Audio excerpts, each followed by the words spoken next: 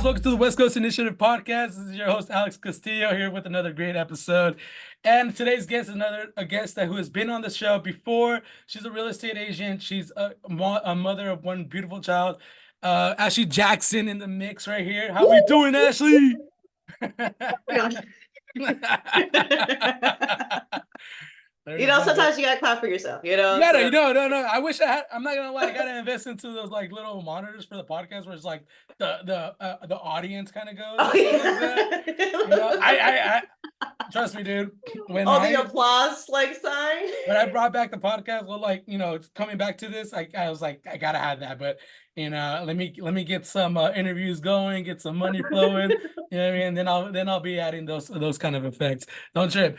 But I'll probably edit it on the on Premiere Pro and have like some audience coming for you. Oh, I was expecting all of that, but I'm doing it big now. I'm learning, dude. Like I'm learning a lot right now. So I'm not gonna lie. I told Patty that I'm doing a YouTube university at the moment. So oh, cool. I'm just that's not like a university. I'm just learning like every single thing. So That's awesome. for the viewers right now, some people who know me personally, we started also me and my wife a party rental business. We were renting table chairs and canopies at the moment. We're about to invest into like games and stuff as well too for party games and stuff.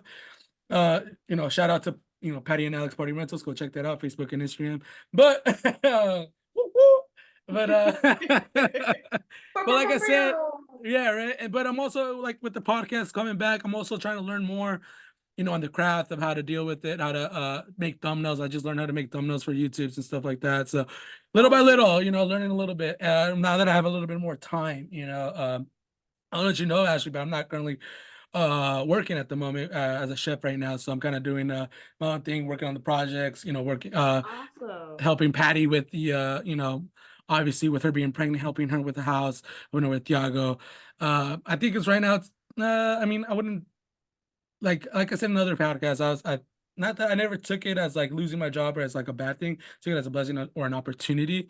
I think that's how people should view it. Because then people get down on themselves, and I don't want to be that person who's just like, man, what's wrong with my life? I want to And see you it as know an what? I opportunity. feel like this kind of took you the opportunity to bet for yourself too. Like Yeah. you have so many opportunities and companies that you have, and like just seeing you just from the background, I kind of felt like you took it from the background. Like you put that on the down low, like you put that away for a little bit because you were working, but this definitely kind of gives you an opportunity to kind of explore that. So that's cool. I'm awesome. That's awesome. I'm happy for you. Yeah, That's yeah, awesome. yeah. I mean, and talking with unfortunately, I had to take off the interview for the viewers, for Amber. She was a little worried that she had mentioned something on there that might put her away from the casting on Hell's Kitchen.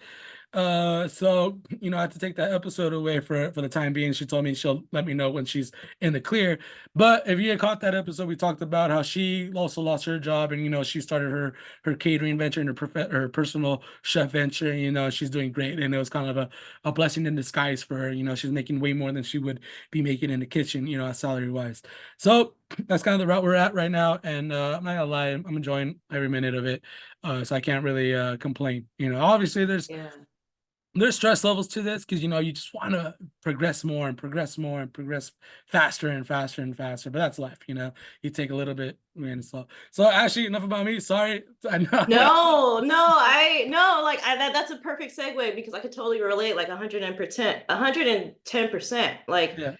working in real estate is like 100% commission. So, I can work with someone for 2 years, 3 years, 4 years, and I won't get paid until they actually buy a house. So, especially the last, like I've been in business for the last 5 years, but I've honestly been working full time for the last two. Mm, And like the first year, I didn't do any real estate. I just got my license and I was like, okay. And I just sat with my license for a year. And then the second year, that's when I really killed it. And then the third year, that's when I got pregnant. So, the third and fourth year, I was kind of in this like mindset of like, I gotta go ahead and, I gotta go ahead and work, work, work. But then like my body was like, yo,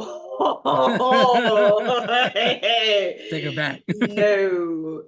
Like I was so tired between like month 4 to like month 6, 7, and then month 8 and 9, I'm over here painting the whole house, you know? So it was a whirlwind, but I totally understand how you feel because that those 2 years I felt like I need to be somewhere. I see my colleagues, getting awards and I see their closings and I'm like, sitting here pregnant, like, oh, I wish, I could be out there working. And, granted, I was for until a certain point in time, but until I wasn't working, it was really hard for me to kind of adjust being a mom, full time and having to adjust work too. So, yeah. So So, let's take it back to the last time we talked. We talked. I can't honestly can't remember now. So many, it feels so long now that mhm. I've had this podcast. But last time we talked, I know you were just barely going into, I think, your second year of real estate, and you were doing pretty good from what I remember. Obviously, you weren't pregnant at the time. You didn't have your daughter yet. And are now that you've kind of like progressed in that way to motherhood, how are those changes now? Like, when from the last time we talked, going into motherhood, like when you found out about that, obviously there's moms out there that, they're going through a career, and I don't want to say it's a setback because it's a very blessing to have a baby, have a your own blood coming into fruition into life. But it does kind of put in a way not a hold, but it does kind of sort of sometimes put a pause of what you were of your goals were. So, kind of discuss a little bit about what were your goals at that time up until, you found out that you're pregnant, and then, dealing through the pregnancy, how you were able to work and what were able to do during that time. Yeah. So it was funny because I found out I was pregnant probably I this was the year I was like, you know what, I'm gonna do really good for myself. I was doing like a lot of I was in coaching with like not coaching, but it's more like they talk every day about motivational things and like kind of get you motivated to keep pushing Mm, basically. So I was doing that. And then I was going out, I was flying out and doing all these conventions and stuff for work. And, I was getting my business going. And then I find out I was pregnant. So, mhm, I mean, granted, I always wanted to be a mom, but I didn't know when I was going to be a mom. So when this happened, it was like, yes, it was a little bit of a pause on my business because I needed to adjust being a mom. I needed to adjust my day to day. Like even today was a little bit hectic. I mean, granted, we were meeting today at 7, 8 o'clock, but we were supposed to meet at 5. And my baby, I mean, it's not even my babysitter. It's my baby daddy. He's supposed to be off at a certain time. So like, okay. it, and like there's like another fear of like me like take like so I take care of my daughter 100%. Like my mom, she lives 10 minutes away, but granted she works like 5 or 6 days out of the week. Mhm. And so it's just me and my fiance. So anybody else she works here, so she works here too with me. Okay, like Okay. I'm on calls, she's listening in on my calls, she's watching Sesame Street. So I've literally had to make an adjustment where before I would like, I don't know, I wouldn't say I would BS my day, but it wasn't necessarily organized. But now I have to be organized or else like the whole day is just swept. Like Mm, I'm doing other things, like I'm cleaning up toys and like I definitely have to prioritize my day, especially working from home. mm. So And yeah. so let's take it back a little bit. I know you said you were doing some, some coaching and that you went out to sessions and stuff. You were flying out. I didn't know about all that. What did you learn? What was some cool things that during your journey through that? Yeah, so I mean, there was like motivational like group coach Zoom coaching that I was doing. And like I would do like masterminds. So basically like a whole bunch of agents like kind of get together once a week and we talk about like different markets and market conditions. What are we seeing out in the market so we can be better educated in our market. I You know that said there's it's mastermind. Is it a program or what's mastermind? Sorry. no, it's not. So, like, mastermind is basically like anybody can kind of just set up a Zoom together. Okay. So, they call it a masterminds because it's people who are like-minded within the industry that come together and they basically talk about market trends and things like that. Gotcha. Yeah, yeah. So nothing too crazy, you know. Well, I mean, I never heard of it. Um, How does one even get into those? Like, how do you find those mastermind groups? So it's definitely a lot of networking. So you can also be approached by like different agents. So I mean, you can go on Zillow and see how many transactions a agent has done. So that way too. But for me, this one I was referred in. So it was a really cool mastermind because I'm meeting with agents in our market who do pretty well for themselves. So I was Okay. really excited about my business because I was able to network and I felt like I was going to be able to grow it. But then I mean, things change. I ended up having a baby and it kind of set me back a little bit of 2 years, but in a good way. Like Yeah. again, I didn't want to jump back into my business and not know how to exactly be a mom and how to adjust it to my schedule. Like it would be so messed up to say that I wanted to have a daughter and say, okay, and then like just shoot her off to Yeah. I mean, and again, no judgment to anybody who does daycare or anything like that. But for me and my work, it just benefits for me for her just to be here. And I mean, oh my gosh, I hear that care is expensive. Oh, yeah. Expensive. I mean, we don't choose daycare for that same reason, just because it's expensive, not because, we're too busy. I mean, if we honestly, I feel like It's daycare's almost good. like a luxury Yeah, now. it is a luxury. I remember I went to daycare. I don't remember it being that expensive because my I went to parents daycare weren't. too. My parents weren't that rich. They barely had any money when I was young. So I was kind of surprised I was in daycare. But I do Yeah, think daycare is pretty. It's good idea in the aspect of like social skills for kids, right? absolutely. Like for example, we just had a parent conference with for Thiago, and it's our first time doing it.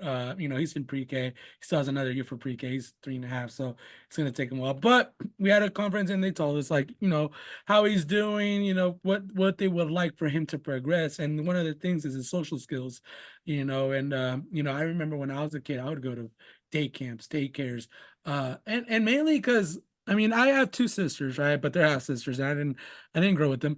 But my mom wanted me to have that like sibling type of fun kind of thing where, Mhm. I didn't really have no one to grow up with really around here. I mean, I had a best friend, but he lived here for a few years and then moved away. But when I went to day camp, when I went to daycare, that's when I really developed my social skills. So Yeah, when the teacher told us this, and it's I think putting like your kids in those kind of situations, it forces them to like talk to kids like in their age group and too. So we oh want to my put gosh, yeah, so we two want to hundred put percent. yeah, what we want to put Thiago more. So we're thinking about doing T-ball, soccer, for him right now, in the upcoming, either in the summer or even in the spring right now. We're looking at that. But yeah, I mean, daycare is not just now it feels like a luxurious because I heard another day someone said that daycare was almost four Like thousand 300 dollars. and yeah, it's like Like, $400 a week. And I'm like like, yeah, like monthly. He said for a month it was like about almost close to 4,000. I don't know what daycare he went to. It must have been a bougie one. is But it I was like, like 4,000? yeah, I think monthly. Oh no. I mean, yeah. I mean, again, like it's a double-edged sword, right? Like you either pay that much, and I remember growing up, my mom put me in those daycares because she had to. It wasn't like, well, I mean, everybody has to put their kid in daycare, just about, right? Like, but it was like she didn't have the support of anybody kind of watching me, so she put me in daycare. So I can only imagine the people who have to put the kids in daycare and have to spend that much each month, like that's basically like a separate mortgage payment. Like Yeah. it's crazy, but I mean, at the same time, I take my daughter, she's 15 months, I take her out to the like they have an indoor playground, they have one at Grossmont, and I want to say, yeah, that's the only one that we've been to, honestly. Grossmont College? Grossmont Center. Oh, okay, okay. Grossmont Center, they have one at Oh, I know exactly what you're talking about. Yeah, yeah. yeah, they have one at Grossmont Center and one at Parkway. Oh, Parkway, sweet. Parkway Mall Hmm. in El Cajon. So I take my daughter, I take my daughter there, and at first, growing up, I would say up until about 13 months, she was very cautious. So, even with my mom, she was very cautious, but right now she's okay with everybody. But like we took her out to the ball pit and these kids were like playing balls and stuff, they're throwing them and she's like sitting here like this, like looking like like, mom, this is not what I'm used to. So I'm like, okay, like I think we gotta like either I gotta take you out more, or this is gonna be your personality of like, like, I'm like, oh no. Oh god. I mean, trust me. Sometimes it's funny to see these kids as like my Tiago and your daughter. I'm assuming too. Like their reaction to like new things that they're like seeing. Oh my They're like they don't God. even know how to react. Like, is that a good thing or is that a bad thing to Yeah, yeah. She was looking like she wanted to go home and she came back to me and I was like, okay, we'll try this again next week, but yeah, like it's so interesting because kids have their own personalities and she's so adventurous, yet she's so cautious when it becomes to strangers. So I mean, it's a good and bad thing, Yeah. but yeah, it's crazy balancing two Yeah. lives. So when you were I mean when you were pregnant during that time, what were you able to do during that time for your real estate? Like what or did you kind of take a pause through that little brief time? So I did not take a pause. I just slowed down my work. So, um, I think the year that I was pregnant, I don't think I sold any homes, but I did show like property. I did have clients, but I didn't close any that year. But the year after I gave birth, probably like 3 months, like after I had Callie, I closed 2 homes. Oh, So sweet. yeah, I Nice. was it was like towards the end of my pregnancy, towards like, giving birth, 3 months after having her, I ended up closing too. So and I did a lot, honestly. Like I would say the first 3 months of my pregnancy, I didn't do much. And then um like I want to there's like a first part of your if girls know this, like the first part of your the first trimester, you're like super tired, you're getting like the morning sickness, you can barely do anything. And then like you get a second wind like the second trimester. So the second trimester, I would say like around 6.5, 7 months. I was walking up and down, I was showing properties. 8 months, like a month before giving birth, I was painting a house. Me and my fiance, we flew out to upstate New York, because my fiance had a house up there. So we Okay. ended up painting that whole new house because we were gonna rent it out for a tenant. And yeah, I'm just sitting there realizing I'm 8 months and I'm painting the house, but that for me, like I was nesting, Yeah. like I was like getting ready for this like tenant, and I should have been getting ready for my own damn house. Yeah, it was crazy. So in that time frame too, while I was pregnant, we ended up moving. So I just Okay. like me and my fiance, we've been battling this back and forth as far as moving. We lived in Sarah Mason, and it was a 1 bedroom condo. And when I was pregnant, I was like, yo, we not gonna do this. Like we live in small quarters as it is. It's me, you, and Starberry, my dog, so all like the three of us plus a baby, like, and all of the stuff that comes with it, we needed a bigger place. So we ended up finding this really awesome, like this sick, really cool townhouse out in Spring Valley. Mhm. And it's like a cool little 90s build. But it just needs like cosmetic work. So we're like, okay, like we're gonna go in and we're gonna go ahead and fix it. Like things changed, and all of a sudden we needed to go ahead and fix the place in New York. And then so we Oh come wow. back and have the baby, and so we still have things to do. So, I mean, things just keep rocking and rolling, especially when you have a baby, you just gotta keep Yeah. going. You just keep going. So I like know. Yeah, like the baby's on the back and I'm just running and I'm like, yo, you still hanging on? Like So Like, oh, were I you don't pay know. this? So that happened during your pregnancy, and then right after your pregnancy, were you were still fixing the houses, right? Yeah, yeah. Well, no, not so. So my fiance, he ended up inheriting the house up in upstate New York. So we Okay. ended up painting it, kind of making it up to date. And then we ended up flying back because, I was 8.5 months pregnant. Like I was like borderline, like, yo, pretty soon the airlines are not gonna let you board on, Yeah. because I could have gave birth any moment. So yeah, yeah. I flew back 8.5 months pregnant. Um, we flew back and closed on our house. So Mm. yeah, it was crazy. It was crazy. So we closed on our house, and that was literally like few weeks until I had to give birth. So we started fixing up my daughter's room, gave birth, and In the new needless, house, right? Yeah. huh? In the new house, right? And you were starting building the room for the new house. Yeah, Okay, yeah. good. So let me break it down. I'm sorry. Let me break it down because I feel like the story is a little bit confusing. So, my fiance ended up inheriting a house out in upstate New York. Okay. So, we in the process of like before we even flew out to upstate New York, we had our old house out in Sierra Mesa. And we found this house. And so we're like, okay, cool. We're gonna go ahead, escrow is about 30 days. But the seller was like, yo, we need about like 45, 50 days to leave. So we're like, okay, cool. So we'll go ahead and fly out to upstate New York, go ahead and fix up the place because my fiance already had intended to do that, but we had this big gap, this time frame, because the seller said they needed extra time to move out their stuff. So Oh, like, okay. okay, cool. So we go up to upstate New York. And again, my fiance inherited this house. So we go up there to go ahead and paint everything. And mind you, I'm 8.5 months pregnant, painting a house, right?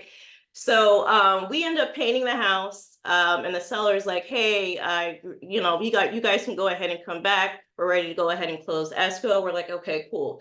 So we come back, and that's literally like 1 or 2 weeks like before Callie's born. So to like, I barely had enough time to like do her room, have the baby, and now like here we are. And like it's just been And you so guys hadn't moved. busy. Oh, wow, that's crazy. Again, you guys hadn't moved in, right? You guys basically just started. You guys got back, started building.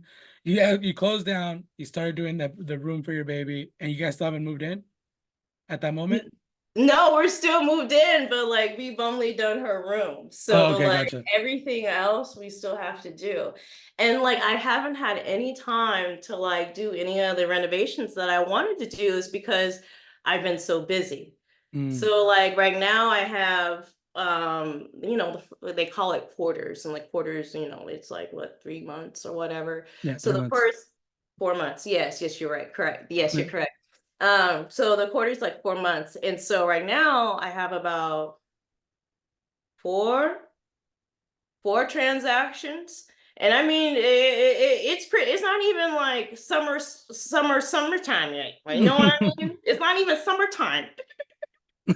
Um, yeah, it's been pretty busy, and there's been a lot of like down payment assistance programs. Cal is coming out with the Dream for All program. It's getting pretty hot out there. So yeah. So before we get into like those programs, all right. So obviously you had baby going, moving to the new house. Going into the new parenthood, as the first few months are very difficult. As you can Oh see, as I yeah. don't know if you can remember when Patty used to post Instagram stories about me waking up at like 3 in the morning and stuff like that. How was that? How was that progress for you? How's that, kind of like changed your life? I mean, it changes everybody's Yeah. life, to be It honest. humbles you a little bit, right? Like you wake up at 3 o'clock, you just like burping the baby, and the baby just like burps all over you. Oh yeah, Uh, I know. A lot of people are laughing at me, but I can't wait the day they have their babies. Yeah. They don't understand. They don't Yeah. understand.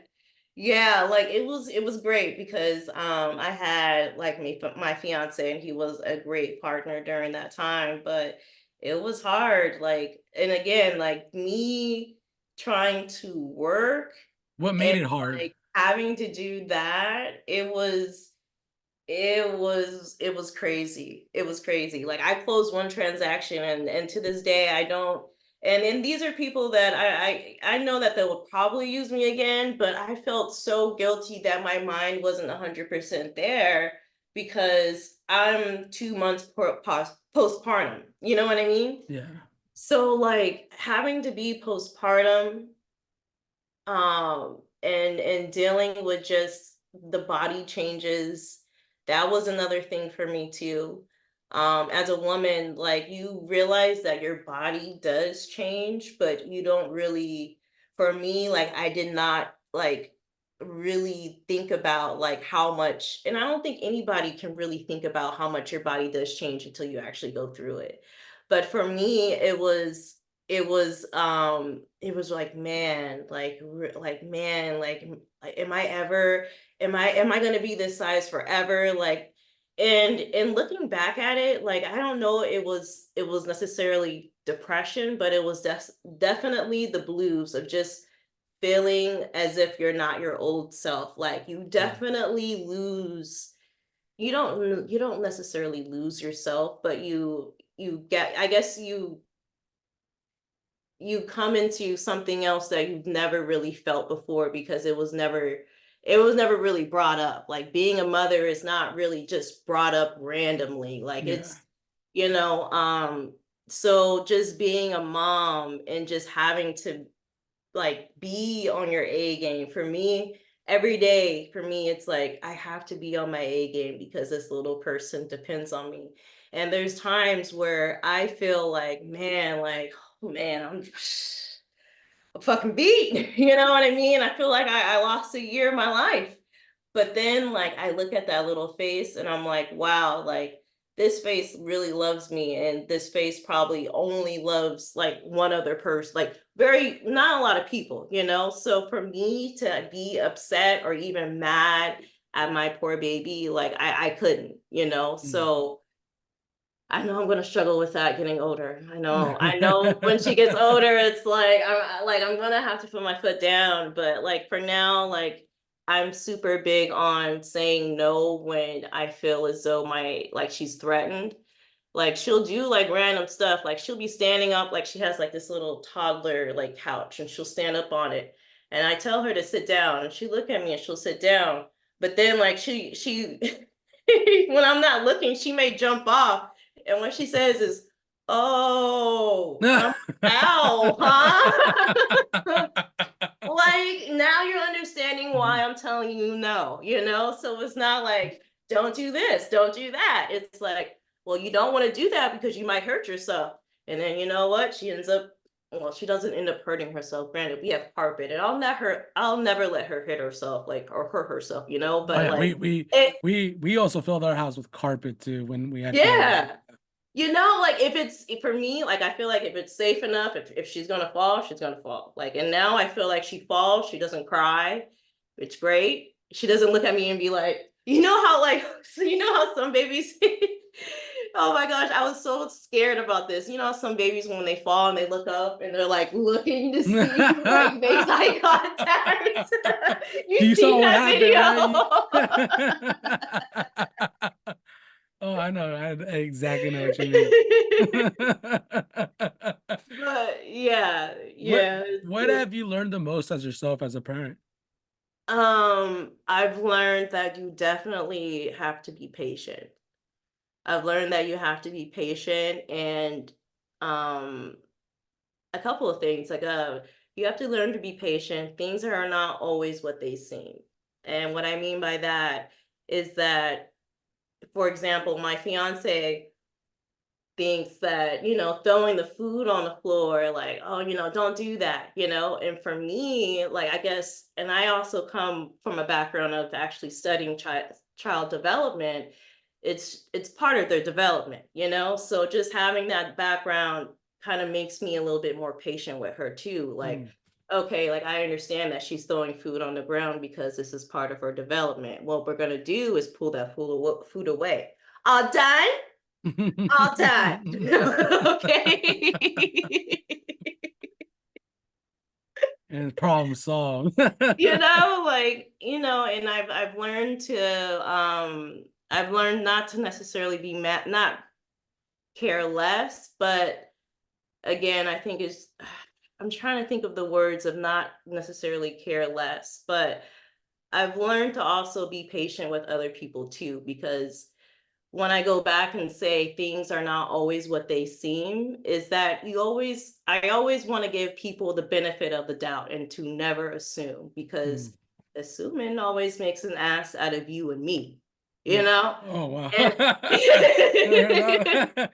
That's a good and there's point. been many times, especially in real estate, because real estate, oh my God, is when it can be a dog eat dog business when it comes to agents. Because some agents, like for me, thankfully, my fiance has been able to kind of pick up the slack of where I've been lacking, where when it comes to sales and finances. So there's people out there, unfortunately, who really do this because, they like the money in hand, so they'll do anything for it. So I've had agents who have done some shady stuff, and that's the reason why I became an agent, because I've seen some crazy stuff out there when it becomes to when it Can you comes give to. an example for, so people are out there who are kind of aware of this kind of shady stuff of picking and choosing their own real estate agents? Yeah, yeah. I think one thing that you want to ask, especially when it comes to an agent, or just things to kind of look out for. You want to ask them is, what do they do? Like, what are their specialties? I think with being an agent, I think with the society may think that the bar is low. And it is because, all you have to do is necessarily take a test, but there's extra things that, especially when it becomes an agent, when you become an agent, you're not really tested on. Mm, So when you take that test, they test you on laws and the history of real estate, but they don't teach you actually how to work real estate. mm. So for me, I specialize in down payment assistance, because one example I can give you of choosing the right agent is because some agents will tell you there's no good down payment assistance options out there. And the reason why they'll tell you that is because they don't want to work with somebody who may be going on an FHA loan, and Mm. FHA loans are a little bit harder to get accepted. So, as an agent, somebody who's kind of looking for a quick dollar, why would I want my clients to go on FHA if it's harder for their offers to get accepted? But for me, I like to look for different avenues for my clients, because I know that down payment assistance is important and people may need it. Mm. So there's agents out there who don't work for a certain amount, meaning that, oh, I don't work for a certain price point, I work with all price points.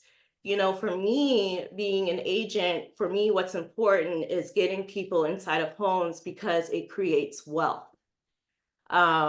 And that's why I became an agent. It's not necessarily because of the money. The money is okay. Like, and to be honest with you, as an average agent only makes about $80,000 a year.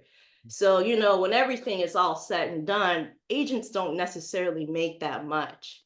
Especially if, you're showing a property to someone for, years at a time and they don't buy a house. Cause again, they don't, nobody ends up getting paid until, an agent, somebody closes on a house. So Yeah.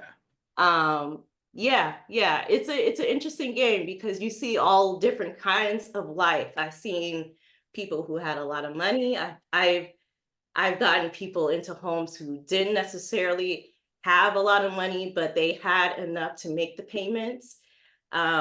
So like the journey for each and everybody, it's different, especially if you're a buyer. So yeah. So what would you say are some of the questions that you would, I mean, you said specialized, right? So I'm kind of like hearing that is actually kind of new to me. So what kind of questions would you ask and kind of be alert of like red flags? Like should I be red flagged of certain type of specialties or like you just said, the FHA ones? What are No, just I other mean, questions no, that you can ask? The FHA is a good option, especially if that's the only option that you're able to get. Now, the only thing about FHA, it doesn't make you competitive in the market. and San Diego is one of the most competitive markets out there. I think one of the most in the nation. Mm, So, FHA is not necessarily like the best option. However, with the right agent, you can definitely do a little bit more digging as far as finding the right person who's willing to gotcha. accept your offer for that, you Mm. know? And So, so you say that you specialize in down payments. What does that mean? Like, how do you help the people? How do you help your clients in that aspect? yeah, that's a good question. So, when it comes to like specializing in down payment assistance, I can tell you a little bit about the down payment assistance programs out there. But it just means that I just took the time to actually, just get the education, just to tell you enough about down payments, but not enough to get myself in trouble. Because at the end of the day, when it comes to down payment assistance, it's about connecting you with the right lender. Mm. Hmm. Oh, I thought you were gonna continue. No, no, I mean, I thought I was gonna say something too, but that was it. So you just sent me last week. I asked you about possibly sending me some lenders because uh, we kind of want to get back into this searching a home and stuff like that. You sent me quite a few, and can you talk about the ones that you actually sent me and like the different process of like them? Because it did sound like this lender does specialize in this lender will specialize in this, and this lender kind of specializes in this. So for the viewers Yeah, out there, what kind of like lenders out there that people can look for? Because obviously it's not just talking to the real estate agent, because the real estate agent at first is kind of gonna, from what I've seen, direct you to a lender first to kind of set you up for the future. So right. can you explain to me the type of lenders to look out for, or to that Yeah, work that, or for the for the viewers that want to look for a house? yeah, absolutely. And there's different lenders out there, just like depending on what your catering needs are. Like there's lenders out there who specialize in down payment assistance, and down payment assistance a lot of different programs out there. And if you're someone out there who's someone of color, please reach out to me because there's crazy, crazy initiatives that they're trying to give, just to get people in homes. They're giving away like $20,000 in grants and like down payment assistance. With CalHAPA, that's another option, and that's the California Dream for All. And they're willing to pitch in 20% for your down payment.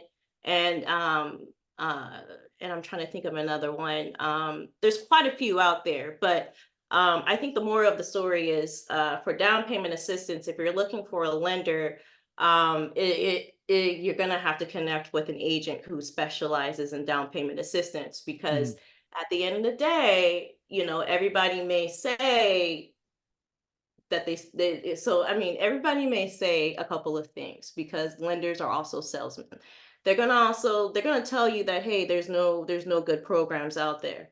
You want to connect with someone who specializes in down payment assistance because they have the connections as far as like mortgage brokers and things of that nature in order for you to get that assistance that's needed.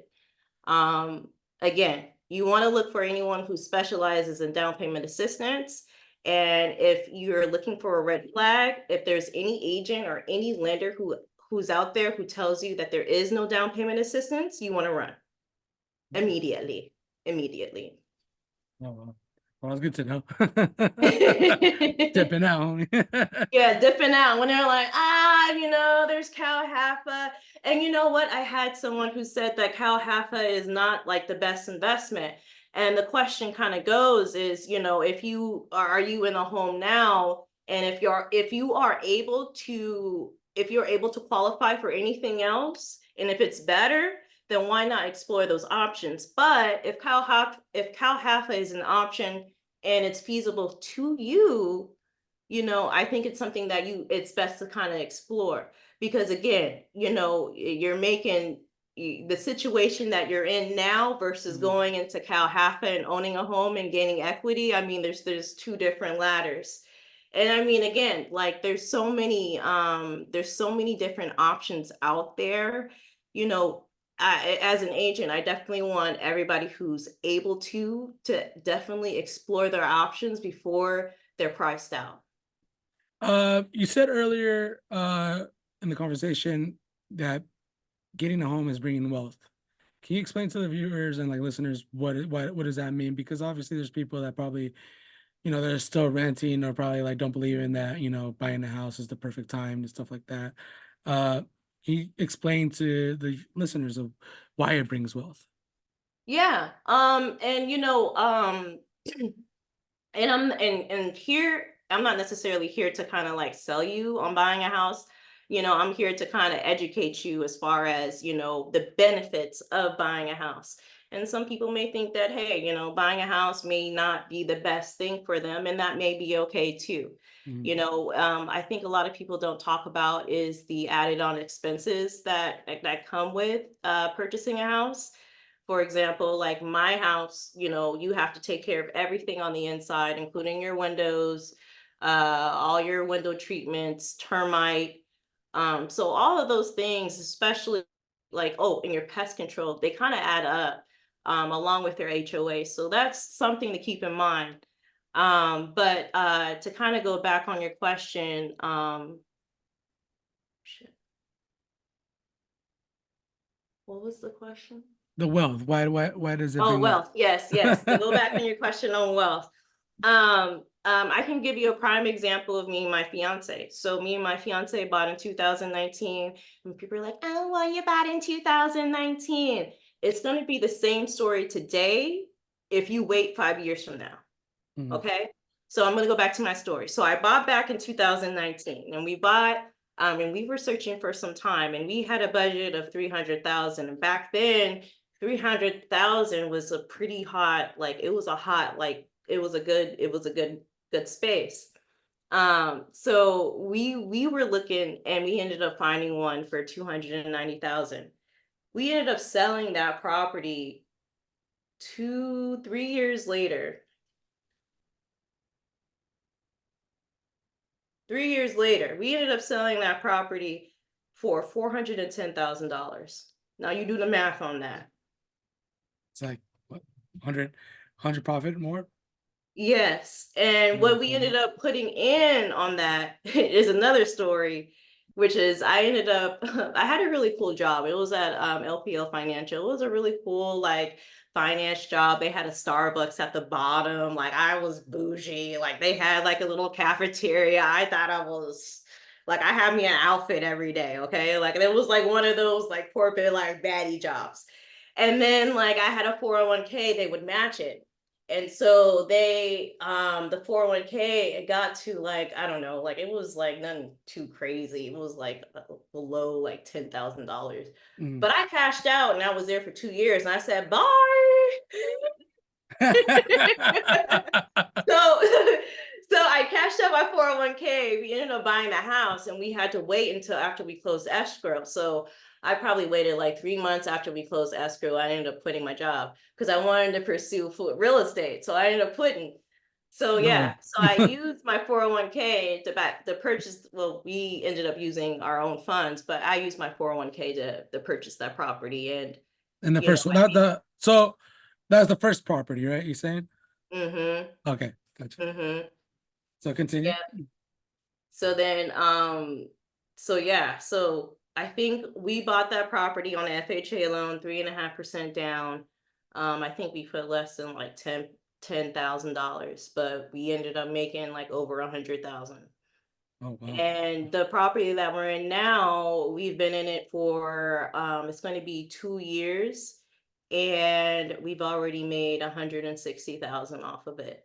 So, what I'm trying to say is you got to get in what you fit in, Yeah. and I mean and So and and you can and fit in I this mean closet. That closet gonna be, you know. like me and Nick, I mean, granted, like we got very lucky because the some of the places that we're looking at, like people died in the condo. We're like, we'll take it, please, please. Like, yeah, it was a competitive market. It was a 1 bedroom, 1 to 2 bedroom that we're looking in, and it was a very competitive market. Like things would go on the market, and then our agent would tell us, oh, never mind, that one's already off the market. I'm like, damn, they just posted this 12 hours ago. So And I mean, that was a time I was like studying to become an agent, and I really wasn't an agent yet. So we Mm, hired an agent our first time. So gotcha. yeah, it was a journey, but it led us here. Um, So I have a question. Did you, when you bought your second house, did you pay off the first house already? Was it already paid off? Or how so does the that, well, no, I mean, like, my question is, if you haven't paid off the house yet, right? The first house, and you want to, for anybody who wants, like, because I'm so new to this. I bought a house, right? I haven't paid it off, but I want to there's another house that we want to go. Can you sell off that house already, even though that you still need, or do you need to pay it off in full? Because I've heard that you can, not have to pay the house full and then still sell it and then go for another house. Is that a thing? How does that work? okay, Kind so of the get that bank question? so the bank is like your homie, right? You want to go ahead and tell your homie, hey, I want to go ahead and buy some more property, but I still owe you some money. Mm-hmm. Like, No, they ain't flying. They ain't flying with nobody. Told me because they're gonna be asking, well, you're gonna be buying all this property. How come you can't pay me back? yeah. So this is how it kind of works. So I understand what you're saying. And basically how it works is this. So if you wanted to go ahead and purchase another property, there's a couple options that you're able to do. You can do like a HELOC or a credit line out of your equity. Mm-hmm. So you can take up out to 80% of your equity to purchase a new home. Oh, okay. You got to leave 20% in there for reserves and, like mishaps or anything like that. But the whole point is to actually have another tenant in there. So, so basically the bank's like, yeah, we'll go ahead and give you the money to go ahead and purchase your next house, but you got to leave some money in there just in case, things go down. Okay. So you're able to do that. So that's how you can do that. Okay. Yeah, I mean, that's how like I you're said, able to do it. okay, Yes. I didn't know. So that's why Yeah. I'm asking that question. 'Cause I mean, I've heard it that, people who like buy a house and then, will buy property and then all of a sudden, like, I didn't pay any money on this and now I bought another property kind of thing. And, it just sounds like, what, did you pay off the first one or did you just buy the other one right away? Like, Well, just they're because, hoping they're like I they're hear, hoping that it's kind of like so basically what happens is that they use some of those funds and then they purchase their next property. And you're hoping that, and the idea is that the rent covers your mortgage and some, so you're able to pay down that mortgage faster. okay. Because what happens is that you're going to get a second loan. Mm, So you get a first loan, right, when you originally bought the house. And if you decide like, hey, I want to go ahead and take out 80 grand from my house, usually they put down a second loan it's called a second mortgage, and you have to pay that along as well. It's like a monthly payment. So it could be gotcha. like two, three, $400 depending on, what you guys kind of figure out. And that's with the loan officer. Mm. Hmm. I've also heard, you know, debunking. Maybe that Oh, question might have what'd you been a little hear? weird. What'd you hear? What'd you hear? I don't know, in the grapevine. But like, banks are also, choose your bank wisely. Like for example, I've always heard credit unions are probably more preferable to get loans from than like a Chase Bank or Wells Fargo Bank. Do you know kind of anything about that kind of deal? Yeah. So I mean the market in San Diego, it's so competitive. And when it comes to being and as a listing agent, when I see like, the Chases and the Wells Fargo, when you see those pre-approvals, you get a little bit cautious only because it's harder to get a hold of these loan officers if things go weary. Mm, So when it comes to like your mortgage brokers, your mortgage bankers, your credit unions, these are like your small like businesses, like, not your Chases of the world. They're going to probably most likely provide you a little bit of a better interest rate too. So, as my job as an agent, if you were going out shopping and you went to Chase and, you would go to another mortgage broker and maybe one of them that I preferred to you, you'll come up with three loan estimates, gotcha. and basically you would want to go ahead and compare who's charging, points, and points is how much they're charging, to facilitate the loan. And there's like little fees that you just want to kind of look out for, and points is just one of them. And I would just compare all three, because not only are you looking at the interest rate, you're comparing all three of your mortgage payments. So that's just something to kind of look out for, and be wary of. Gotcha. Yeah, because I mean that was also, that I had the idea because I have credit union myself, and just kind of dealing, kind of what you said, dealing with that bank was actually a little bit more personal. It feels more personal. Rather when I go to Wells Fargo, it just feels like, all right, next, next. Come on, there's a long line. Let's go. Yeah, and I mean, like, at Wells Fargo, I feel like they had a lot of discriminatory practices, and they practice in a lot of like redlining. I really wouldn't go towards Wells Fargo, because racist.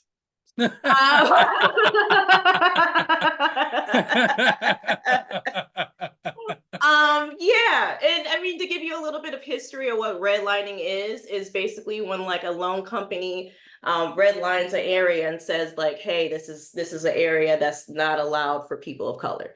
So, I mean, as far as redlining that's concerned, and we're in 2024, I Yeah. believe that I heard about that a few years back.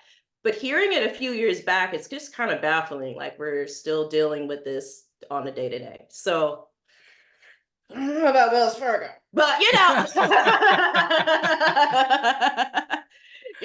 mean, if you want the best loan, I don't know, but yeah, I would definitely recommend like your mortgage bankers. Like, you're gonna get like that more personal feel. Yeah. So So how's this year going for you so far? this year has been going great, actually. It's been crazy again, because just trying to navigate my business and having a daughter, which I feel like I'm getting a lot better at. I mean, granted, I'm not like, I can admit I'm not the best mom in the world. My daughter gets probably a little bit extra Sesame Street during the week when I'm working, but I'm really just grateful to actually be in a position where I'm able to see her face every day and kind of interact with her when I'm not, on the computer. So I'm grateful for the position I'm in to kind of help people. And again, like, every day I don't get paid to do what I do, but it's a blessing to help people. And right now I'm helping this guy get out of foreclosure. And foreclosure is Oh, when you, sweet. yeah, and that's a whole different conversation. Years down the line, things happen, people lose their jobs and they're not able to make those payments. So, just helping out people who really need the help is it's I definitely feel like I'm where I need to be. Huh? And what's your goals so far? Like, what's your goals for this next year? Oh man, I mean, I just want to make my daughter proud. I just don't want to go, like, I don't want to pick her up from school and they ask like, "What did your mom do?" Oh, I'm not sure what she does. Like, for me, like, I just want to make my daughter proud, and kind of create a life for her where she's happy. So just doing little things like going to Sesame Street, because all she if she likes Sesame Street, we love it over here. We love Elmo. We love it. We mess with Elmo. Okay. So like, Have you yeah. been to the Sesame Street Palace or the little Soak City? Well, it used to be Soak Uh City. my daughter is a little cautious, so we're holding off until Oh, like a okay. little bit older. Gotcha, gotcha. Yeah. Yeah, we're warming her up. I think tomorrow I'm gonna take her out to like the indoor playground, because Okay. your party's next week. So I know she's Yeah. gonna be Should be wildin'. Woo! It's gonna be interesting. We'll say that. Like, she like, it was funny because we were at the dentist, and like, we're playing and stuff, and one dentist was like, "Oh my gosh, she's so beautiful," and then like 4 or 5 nurses came by, and they all started saying hi. And it was like one nurse that came a little bit too close, and she just lost it. Really? Yeah, yeah, yeah, and like, like you're just in the situation. So you're just trying to like, okay, yeah, I'm sorry guys, this is how she is. But then you sit in the car and I'm like, damn, Callie, why'd you embarrass me like that? I will say though, the Sesame Street and I forgot how it's called, but over there down in Soak City, I'm gonna call it Soak City because that's how I always knew by it. They have like a sensitivity for kids. Like there's always a chart for sensitivity, like hearing, vibration, and stuff like that. If you ever want to take her there, you can always check, before going over there, check that info out. Because it's actually pretty cool. Because I think Thiago also had like a little social anxiety Yeah, at one point going out. He just couldn't handle like loud sounds, and sometimes I feel like crowd was just a crowd of people would just, kind of like freak him out. And I yeah, think I feel like that has to deal with the pandemic. Him being a pandemic baby, that we were so closed off from the world that he really didn't see people in a big setting for a long time until, basically the world opened up again. And right. he dealt with that little bit of social anxiety. So it was good to see that over there and be able to like chart off and kind of ease him in, because I remember one time we tried to take him to monster trucks last year. Oh man, he was freaking out. And I felt so bad that we didn't take him in, So we ended up going in, me and my wife, but we ended up switching kids with my nephew, who was obviously older. It was like, hey, do you want to come see monster trucks? And we kind of just switched off with the aunt, like, all right, we'll take our nephew, you take our nephew, or you take your nephew for a bit. But slowly but surely he started losing that social anxiety too, which is good. I'm glad because man, that's crazy. Not being able to like take him to the Del Mar Fair. Del Mar Fair, he was going wild, because he just couldn't handle so many people around him. Oh yeah, yeah. Yeah. How did he do going into school? Going into school, so kind of like what we said, I kind of mentioned earlier, that he just needs to work more on his social skills. He has, obviously he's doing great in the other stuff, like learning how to trace, how to do an A, he knows how to count now. Uh, so one thing which is kind of weird. So we just had a parent conference, right? And the gist of it basically told us that he kind of needs to learn more English, and so they want us to speak English to him at home.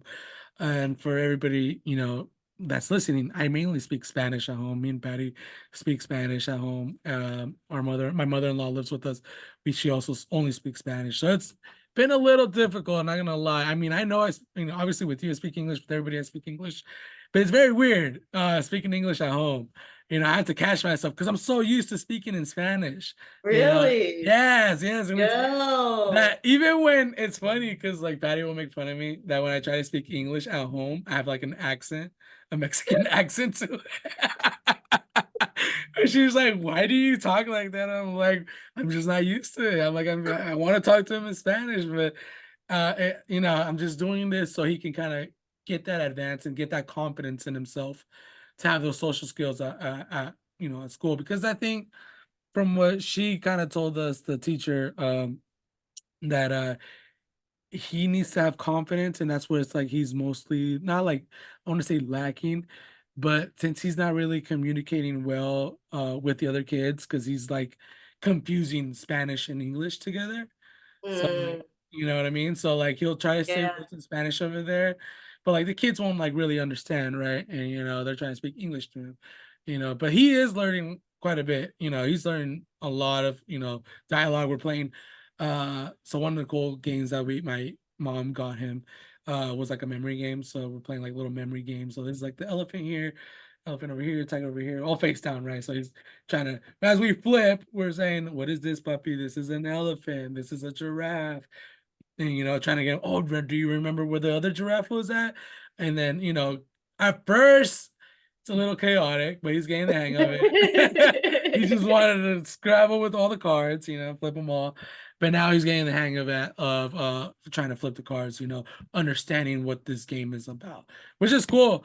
Because it's awesome to see, like, man, Thiago is I feel like he's gonna be an engineer because this dude loves to construct. Like that's one thing that the teacher also told us. Like he loves to construct a lot of things. Like he's so good with like, blocks and like yeah, and Oh, like that's that's good. his thing, dude. Like he loves trains. So, and we'll put trains on for like YouTube. Like Mhm. but it's crazy like his creativity, he'll set it up and he gets so frustrated if it's not like set up right, either like this Mhm. angle of the train track is not going this way, or he can't get the ramp over this fucking, this rail or whatever. And it's so funny just seeing him and like being so imaginative, Oh but my yeah, gosh.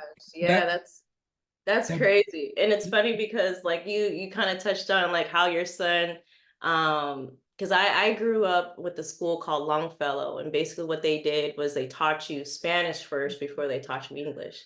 So yeah, yeah. like I was on my Spanish, and like I've learned Spanish quicker than I was learning English because I had a speech impediment growing up. So Spanish for me, I was picking it up.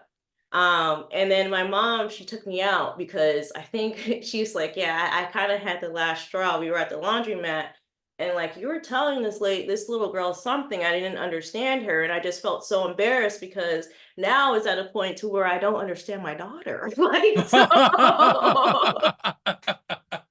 yeah, I guess I was telling her to get Yeah. down because she was like on top of like the laundry or something like that. Mm. So like now, like when I speak Spanish, I speak it like confidently, like almost, but it's like it's not that hard for me because Yeah. and this was when I was like 2 years old, so like two, Okay, 3 years. that makes more sense. Some of your Spanish words come out really fluent. I didn't know you went Yeah. to an immersion school.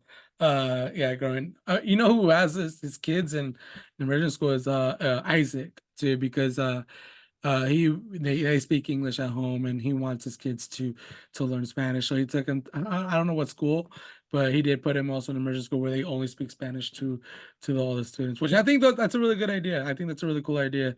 I mean, we put him. I You personally. guys got it over there, free 99, okay? I know, It's right? free Three 99 ninety over nine over here. We got there. Spanish over here, English over there, baby.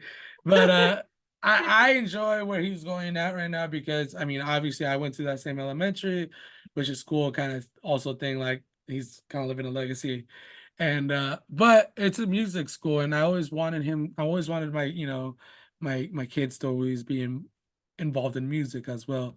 I think I learned a lot from Oak Park, and then when we went to SPI, Do you you know, think that your son's gonna go to SCPA too? I don't know. To be honest, how seeing him grow right now, how is developing, I would rather him go to a like a high tech high, because Mhm. I feel like that's like his thing. He's little, so he's probably gonna change a lot of things. But it's so cool seeing him grow up for sure. It Yeah. is. So Yeah. what milestones have your daughters been going through lately? I don't know. I think she's been here before. I don't know. It's a little scary. So she's 15 months, but she's been saying like words ever since she's been like 8 or 9 months. Right now, I mean, she only says like one word, but like she'll tell me, eat, like, eat, mom. I'm like, okay.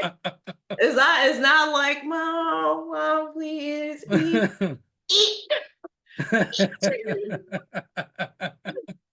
So Oh no, she they're goes, ruthless. Kids are ruthless, man. Like, yeah, they're when they're cute, oh, they know how to be cute, but when they're oh my ruthless, gosh, oh they know how to man. be cute, but when they're ruthless, It's a no. milk. Oh, like we're their servants and stuff, I guess we Yeah. are. I'm like, oh my gosh. And you know what's funny is that she learned the word go, and she will not let that word go.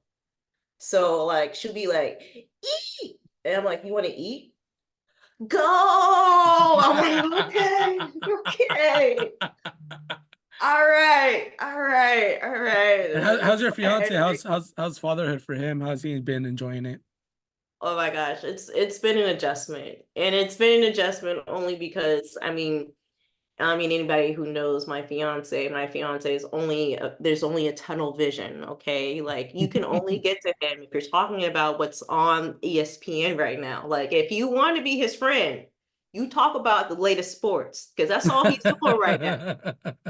And that's what he's doing right now. So like, it's been an adjustment, meaning that like, when I was pregnant, we were watching like the big Michigan game. But when I had the baby, like there was games on, but he was like, you know what, like there's a really good game on, but I'm not gonna be making any bets because Nah. I want to make we sure got I'm not we gonna need diapers this weekend. like I'm like, okay, He's like, like but if I did bet, we'd at least get 4 boxes of diapers in this bet. that's how he bets. That's how he bets. So like it's a running joke because like our dishwasher, like no, it wasn't even the dishwasher. It's our dryer. Our dryer has been out for months, and I'm the type of person that like I research something, and if I finally like it, I'm gonna wait until the price goes down. So I found this really nice dryer that I wanted, but I'm waiting for the price to go down. I'm waiting to go down like a cool like $400. Didn't you So like win? Didn't you win a dryer and the price is right? I did, but I gave Yeah. it to my parents, and that Oh, okay, okay. that that washer and dryer is still rocking with them to this There day. you go. Yeah, yeah. I want to say that thing was worth like $800 or something crazy, and like I'm looking at a dryer worth that much. So the dryer that I'm looking at, okay, so it's the GE Profile, and it's a washer dryer combo. Tell Patty that she wants this for Christmas. So We you just put got it. I just gave her a dryer for Christmas. Tell her just don't watch this part then. Oh, I know. That's So it's crazy. a But washer that's how and we're. dryer. That's how you know we're old. That's what you want for Christmas, and Like I give you the name. I tell you how much it is. Like this washer, literally, like after it's done washing, it's drying your shit. So you ain't gotta worry about no mildew. You ain't gotta worry about moving the thing over from the washer and dryer. Because for me, I'm spending more money on the pods and on the detergent because I gotta rewash my clothes again because I forgot about it. Like I'm thinking like this is an investment. This is gonna change my life. So there we yeah, go. I found this like 3 months ago and it's like 2100. I'm waiting for it to go like at least like 17, 18. So it's like 2000 out the door. But yeah, every time he bets, he's like, oh, this is the dryer money. This is the dryer money.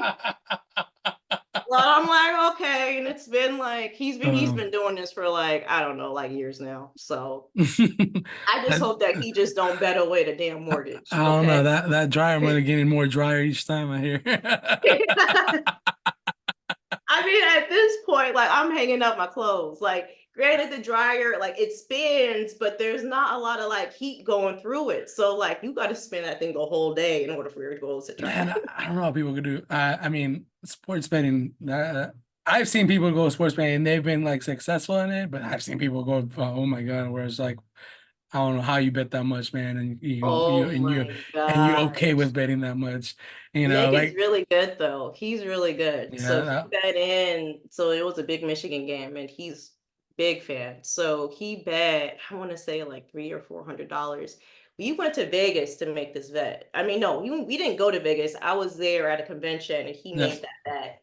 And so he ended up winning. It was like 8 or 9 grand that he ended up winning. He had to fly back to Vegas Wow. to go ahead and get that check and come back. So he came back in like his backpack with $8,000 in cash.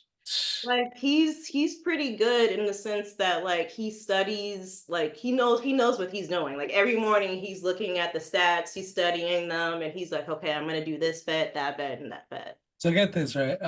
When I was looking at Puesto, I knew a guy. I don't want to mention his name just in case he don't want to be Yeah. out there. But I knew a guy. Oh man, and I recently talked to him because he's a Kansas City fan. He's a Kansas City Chiefs fan. Oh, And last oh, year they won, right? And yeah. he betted. He told me he betted right before the season even started. So He Yeah. betted that they were gonna win the Super Bowl. And so when they won the Super Bowl, he won big. I forget how much, but he won huge, like huge. Did he quit his And job? yeah, I mean now he did for sure. I think he's a manager now, but uh this No. dude when he won though, like this fool bought himself a full on red suit, the heavyweight champion of the world, Kansas City belt and stuff like that. He went all Oh out. my Like he God. got a ring. Like this dude, he balled out. I mean, I would ball out if I won that too, you know what I mean? And that Uh was a close game too. Like that yeah. was a close game. I was like wrapping up. Okay, well Taylor Swift's not getting her proposal this year. Yeah. Like I was betting on him like proposing the. I mean, granted they have only been together for a short time, but I thought that that was like the next thing. But You know, yeah. and get this, he told me right out, like, after that, because we had the discussion, and he told me that he again put a place another bet already for next year, which was this year for the Kansas City Chiefs. I Oh haven't no, told you you, can't yeah. do that twice. That's no, And I'm like, no. this dude really did it. I was like, wow, like, he's just like Patrick Mahomes.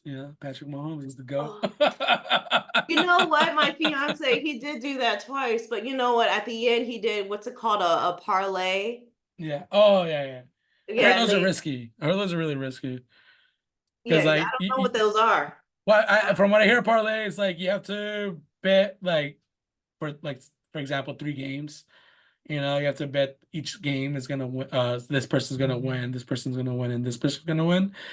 But if okay. you don't get the all three, like if you get all three, you get a really big, huge pot, right? Like a big, big cash, which is why people do parlays. But if you don't, you also lose. Your Those depending three on games that you bet on, right? yeah, those 3 games that you bet on, basically, because you need all three to hit that jackpot kind of thing. That's as Oh, simple as terms. I'm not quite sure if you get any winnings if you just get 2 out of the 3, or if because it's not just 3. It could be 5 or 6, depending on the parlay. So yeah. I'm very new to that. I was learning a little bit about that, where from that guy and some other people that was also betting.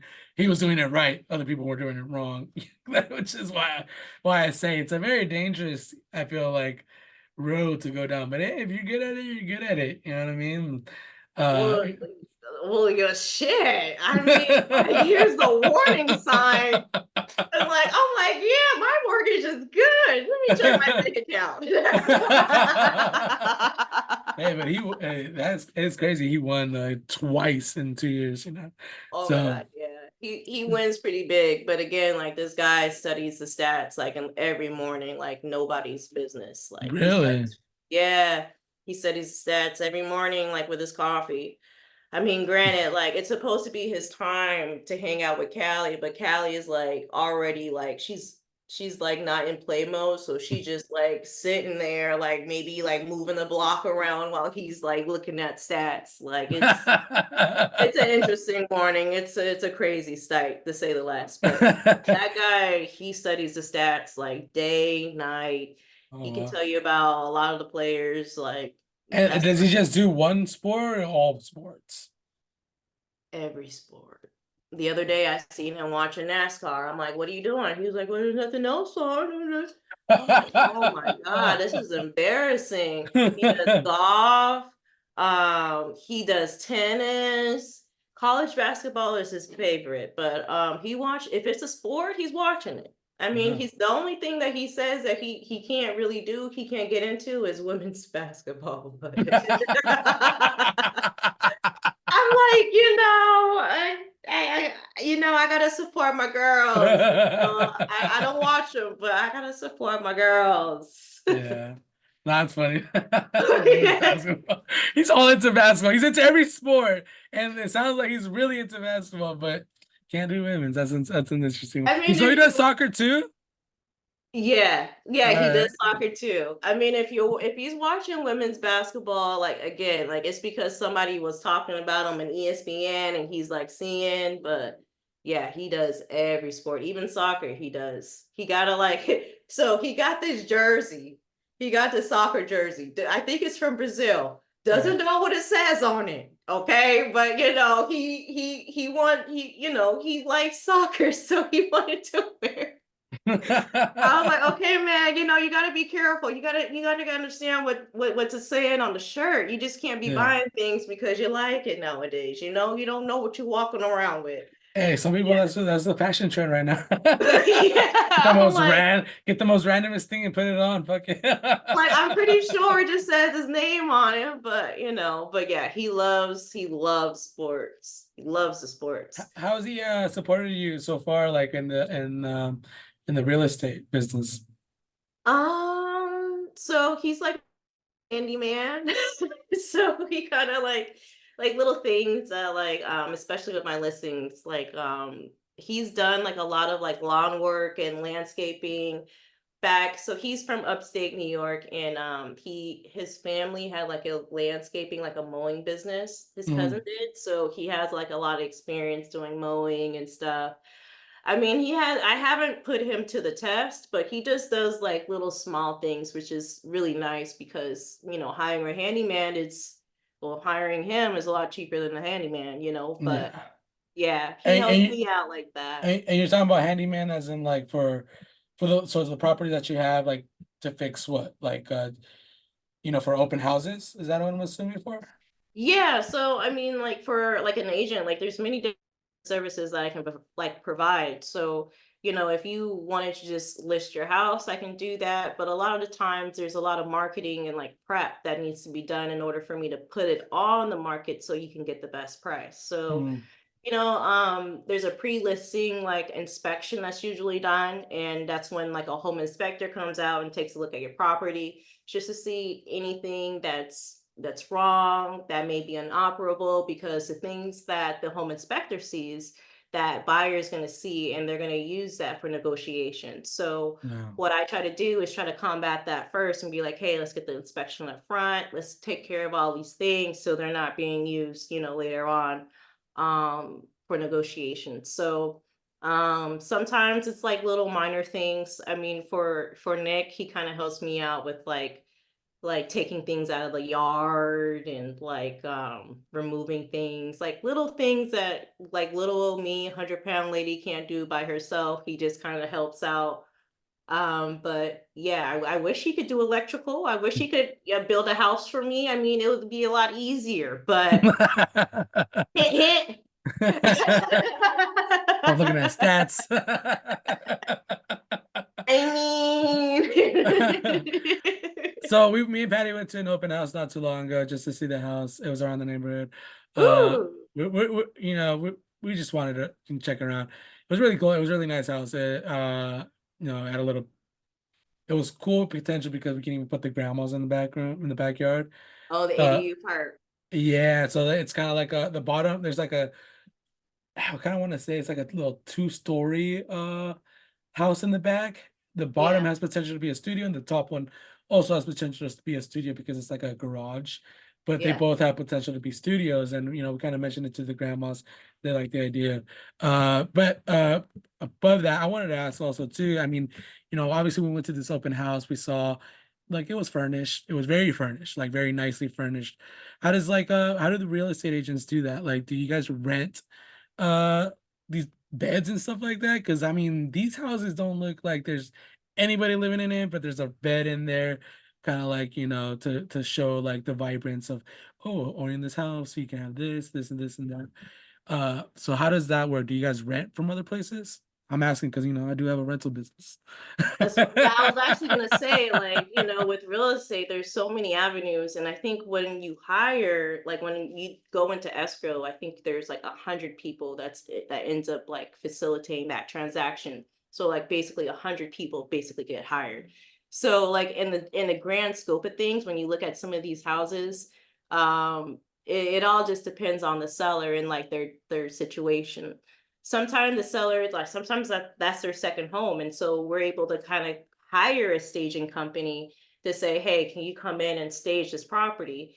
And Mm, staging companies is like a whole different ball game too, because you can go in and charge per room, you know um how many days it's going to be there. oh, okay. And a lot of times agents will use you repeatedly because homes that are staged, they get sold higher, like as far as like a price, higher in price. Oh, okay, okay, okay. Because you're able to kind of visualize what your kitchen's gonna look. Well, I mean, your kitchen is your kitchen. You can't really stage a kitchen, Yeah. but you can visualize what your living room is gonna look like if you put your couch here and your TV there, and you can visualize what your bedroom is gonna look like versus it not being staged at all, and you're having to really think about these things. So, it is shown to actually say it's been shown that stage homes sell quicker, Mm. and for a higher price. But Oh, yeah, okay. it's a big business in real estate. And so we went to the open house too, and I mean, it was kind of weird. Not, it was kind of like, it was our first time, going to open house. We never dealt with it. We don't even know what to ask, or what to look for and stuff like that. When the real estate agent does approach you, what should, we kind of did discuss about what we should ask and stuff like that. But like, what are the questions you should ask at an open house? Um, so let me give you a little tip. So, if you're asking questions at an open house, that means that you don't have an agent and you're not represented. So it automatically just goes off in an agent's mind that you don't have an agent and you don't have any representation, because why would you ask those questions if you had an agent? Mm, So then, basically at an open house, a lot of the times you're gonna find that it's not the listing agent. It's necessarily going to be somebody helping them hold it open, which may be like another colleague, somebody else on their team. You may even get the listing agent, which is rare, again, because when it comes to open houses, the whole point of open houses is an agent knows realistically that, the open house is not going to sell the house. It's not going to sell the house. What's going to sell the house is an offer being made. mhm, The open house kind of shows everybody like, hey, this open house is available, like it's open for you to kind of come in and see. And the people who kind of go in and see are people who are looking for a house, looking to purchase, or looking to sell. So, when you go inside of an open house, you kind of have the inkling of possibly purchasing. So I'm going to ask you, did you sign in? yeah, we did. So they're gonna, yeah, yeah. So what they're gonna do now? So what they're gonna do now is, continue to reach out to you until you close a deal with them, because, you went into the open house, you signed in and say, hey, I'm not represented by anybody. Okay, okay. So that's Yeah. how they kind of get their clients then. So yeah, exactly. And so this is the thing, when it comes to open houses. Man, I ain't going to Um, open house no more. I feel used.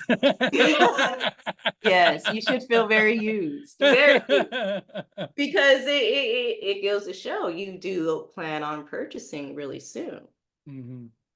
you know so when it comes to like purchasing a house, you definitely want to have some sort of representation. Now you can go directly to the listing agent, but the problem is that the listing agent doesn't work for you at all. The listing agent works for the seller. So the agent doesn't care what your interests are. They don't care about negotiation, because they can't necessarily negotiate against their own client.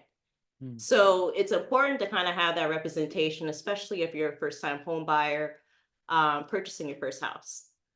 Yes.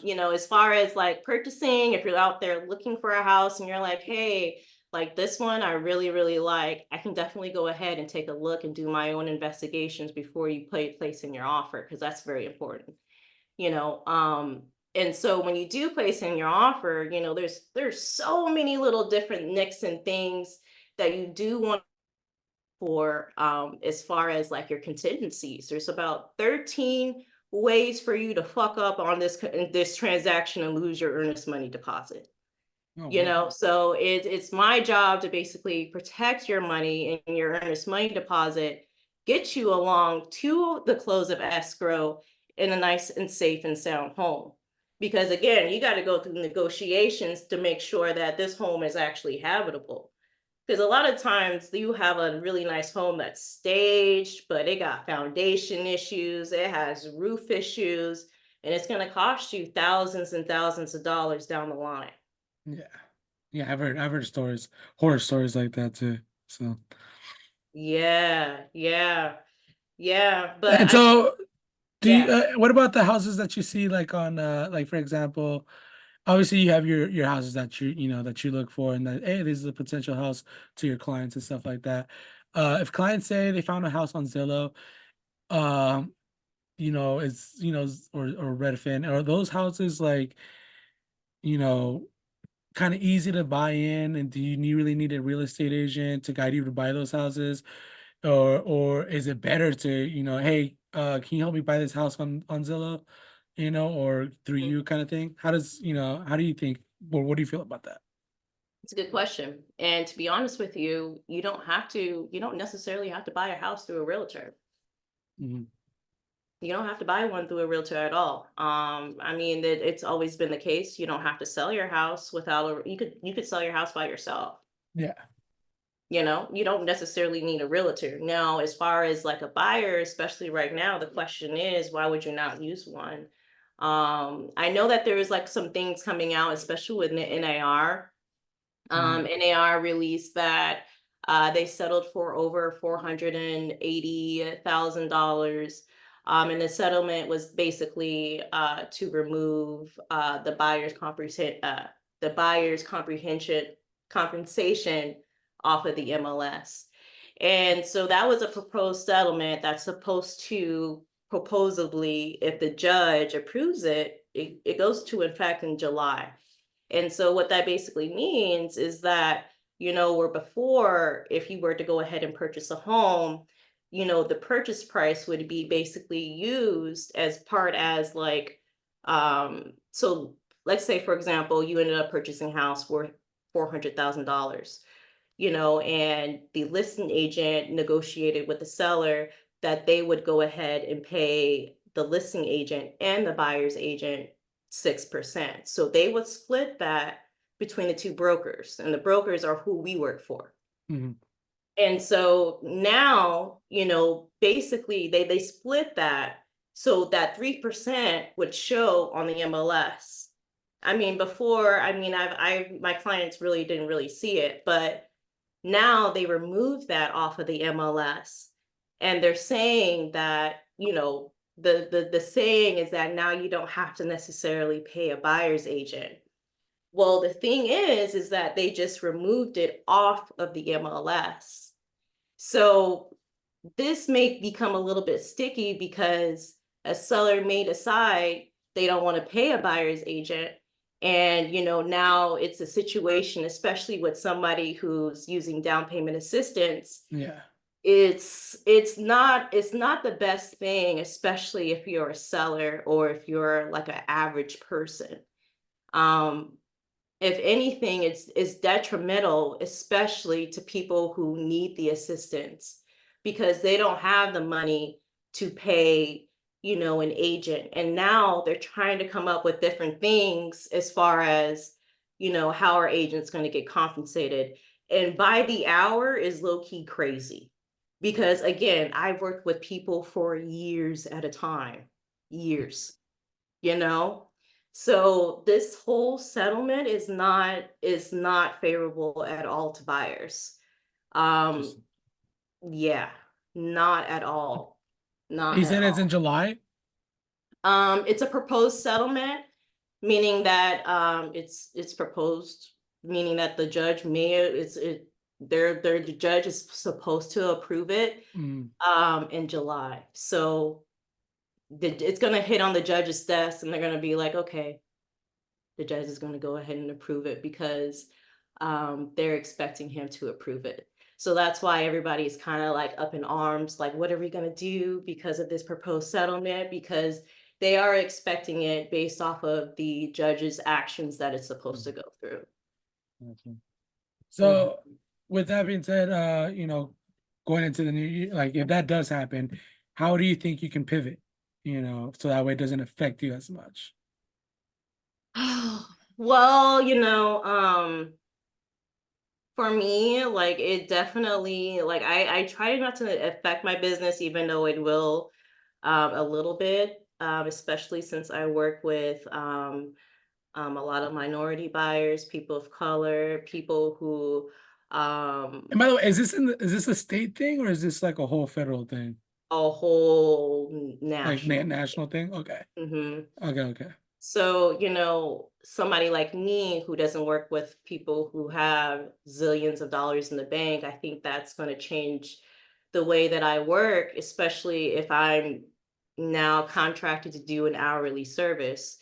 Um, and again, imagine if an agent is doing an hourly service, they're not going to be excited to sell you the house. Yeah.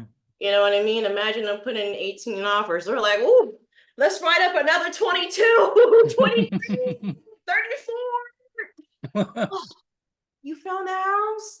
Damn, man."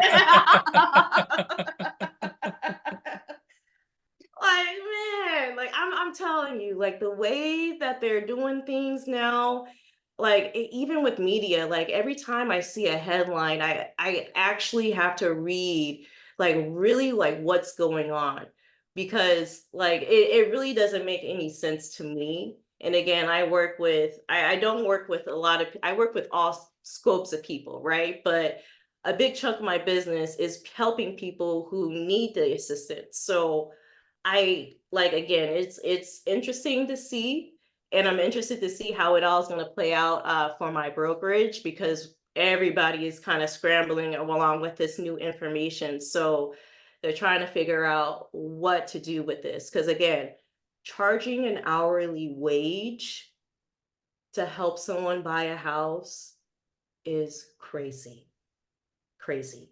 What would you think the minimum would be? Shoot, I mean, I don't Like know, entry but level. if you were to think, like, I don't know, like, even if it was, it would have, like, you gotta, like, so basically my job, not only like showing properties, like I have to pull up like the comparables for each property. So like what I charge, like every time I open up a door or every time I write up a contract, like even if it was 25, 30, $100, like you gotta imagine that that kind of adds up very quick. And I'm thinking that it would be higher than like 20. I'm thinking it would be like 70 to like $120. And based off of my experience and credentials, it would be at $100. So, $100 an hour, and I'm with you for 4 years. How am I going to send you that invoice? How? How? Oh, let me go ahead and add it in to your mortgage payment. We'll just wrap it in with the loan. Like that's what we're kind of dealing with right now. And again, like I'm just like baffled. Like, okay, so you guys come out with this proposed settlement that it's gonna go through, but what are y'all gonna do for the people? Okay? Well, what we gonna do for the people? So that's where I'm at right now. That's Yeah. where I'm at. Well, I'm pretty sure you'll pivot. I'm pretty sure you'll find a way to, beat the system, Ashley. Oh yeah. I mean, I'm not worried about the system at all. Uh, Like I'm gonna pivot, I work on a lot more listings, and the listings give me a more opportunity to kind of bring the buyers, hey, I have this listing, yeah. I'm bringing in the opportunity. Working with, yeah, yeah. So that, and just, just keeping my options as far as for my buyers, because again, if I have to work listings so my buyers can have homes, then so be it. But that's pretty much where we're at right now. But if you're going to open houses, first off, do not sign your name anywhere. Yeah. Anywhere. Rule number one, if you're shopping for houses and I'm not there, do not sign your name anywhere. No. And if they say, "Oh, my agent's not here right now," because the first thing they're gonna do is start following you around like a little fly, like, "Oh, like, how do you like everything in here? Do you like the neighborhood? Oh yeah." Like, yeah, yeah. I mean, it's a playground for agents, because you're only going inside of open houses most likely is Right. because you have an inkling of purchasing a house. It may not be today or tomorrow, but it's definitely in the future. Right. So All yeah. right. duly noted. No more signing my name. Yes, yes. And And I when mean, they and then call, I'll be like, no hablo inglés. yo, there's been so many times where they try to get me. Ay, no habla inglés. No, no habla inglés, huh? Yo comprendo poquito. Yo comprendo poquito. They're like, ah, tú, I like, see, It's like those when you go to like the fair and they give you like those free vacations or whatever, but you have to go to those seminars, those hour-long Oh, the seminars. The timeshares. Oh my timeshares. Well, now, no, gosh. they kind of changed them. They're not really timeshares anymore. They're called like vacation homes or something like that.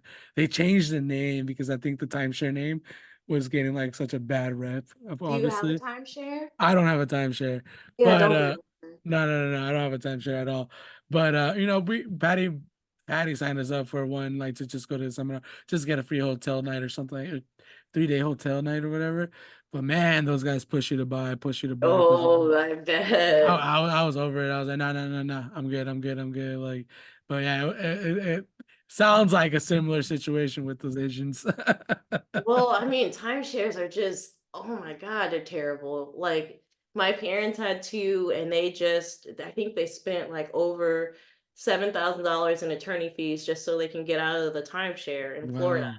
And then they have another one that they want to get out of, but they have to pay more attorney fees. So it's like it's hard to get out of those timeshares, but they like wheel you in. Like I've been invited to the seminars, but like I've been too chicken shit to go because I know how they are. And like I would pull out my card and like I would be embarrassed that it declined. Like, you know what Well, I mean? But I'm just well, pulling it out just because. I'm good at saying no, so I'm like no, Like I'm stubborn like that. yeah, like I'm stubborn, but then yeah, like the salesy thing, like I could be Mm. sold, you know what I mean? So like I'm the type of person that yeah, good You for know, it's you funny. though, because I see that vacation, I'm like, you know what?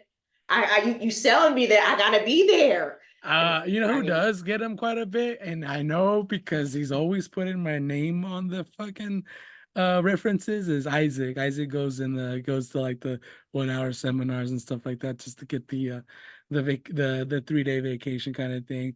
oh my Man, God. I was in Mexico not too long ago for vacation. Went to go see a family that I haven't seen in a while. And I got a call from San Diego and I was, what the hell is this? Who the hell's this? I thought it was from work. I answered and it was like, hi, is Alejandro Castillo here? Isaac referenced you guys. I was like, yeah, but I'm on vacation now, but I think like, I was just like, I'm not dealing with that. But Dang. every so often I get a call and I always have to text Isaac like, thank you, dude. Thank you. And you know what he's doing? Just like setting up his calendar for the Yeah. year. Like, oh, we're going to go to Cancun this month, and it's a smart That's tactic. how he gets his vacations, That's a Whenever you see, smart tactic, what, man. yeah, Like whenever you see if I those, had the guts. yeah, if you ever see those fairs, if you're really down to put your homies on that list and down to say no and no, no, I mean, go for it. I mean, And we that just goes to show you what you answer your phone all the time too. Like I'm gonna put Alex down because I know he's gonna answer his phone whenever. Well, I mean, I got that habit actually from Matt, rest in peace. Because Matt was someone who would, yeah, I mean, there was a time I didn't want to answer, be on the phone too. Like there was like, yeah, I can always text you. But Matt always called every single time. And it was always dangerous to talk to Matt sometimes on the phone because Matt can talk. He hmm was talkative and Yeah. you think you're gonna have a conversation for like 5 minutes and you talk like for about an hour. And I remember we joked around one time and we're just talking shit. And I was like, man, like why do you always fucking call like talk like for an hour? It's like, man, it's like it's my way of connecting with you guys, It's like through a phone, I feel like through text it's just like fake, it just feels like there's no emotion to it, there's no connection to it. And it made a lot of sense. And I was like, you know what? It's true. If today's the last day that God forbid, I mean, I'm blessed with everyday life, but if today's my last day, I'd rather, hear somebody's voice, that I haven't talked to in a while, So I'll always call, I'll always answer. And obviously, me having a business, I have to answer, I have to, you never know what it is and stuff like that. but I have to answer all the time, and I like calling, and I actually like FaceTiming a lot too, just because I get the chance to see the person on the other side. You know what I mean? Yeah. Uh, uh, Yeah.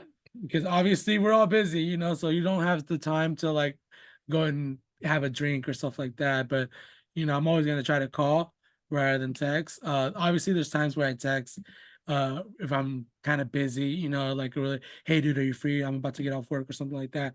But if I have the chance or the FaceTime or call, just to see the person's face or just to hear the person's voice, see how they're doing and Yeah. stuff like that and connect too. Uh, Yeah. I mean, one thing I learned is just always network, right? And always have your voice Mhm. always present, and everybody's here. So that way, you stay relevant in some sort of way. But it's cool too to connect, with people. It's been cool this last few weeks. Connecting with bringing this podcast back is really cool, bro. The project, because it's just like I haven't connected with Joseph in such a long time. It was cool talking to Amber. It was cool, Yeah, connecting with Josh. I feel like Josh, I haven't seen him since like last Thanksgiving, and you need those times to connect. It's a cool platform to connect with people, new people, get their ideas and stuff like that. And me also as well grow as myself too. I mean, I think uh the last few years, I mean, obviously I'm blessed with the jobs that I had and what I learned too as well.